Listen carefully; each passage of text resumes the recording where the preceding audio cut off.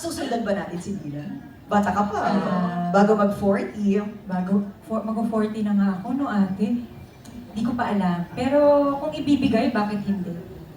Ako tinanong na ni Ma'am Ray, tanong ko nga kung gusto mo bang sundan pa si Dylan? And kung pinaplano na ba?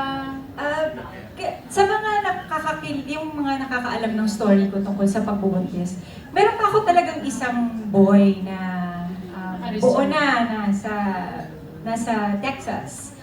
So, kung maisipan ko man, siguro siya na lang. Kasi sabi niya, ano ba yan, napag-iwanan na ako. Nauna pa si Dylan sa akin, nauna ako sa kanya. So, yun.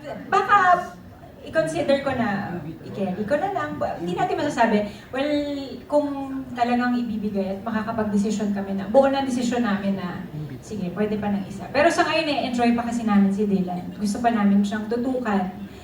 Mas maganda nakafocus kami sa kanya. Kasi yung mga kuyas niya, mga binata na may mga sariling buhay, hindi naman buhay. May mga, alam mo yon, medyo na sila. Bihira na namin silang nakikita. Yan. So, sa ngayon, kay Dylan nakafocus. At kung ibibigay ni Lord, bakit hindi?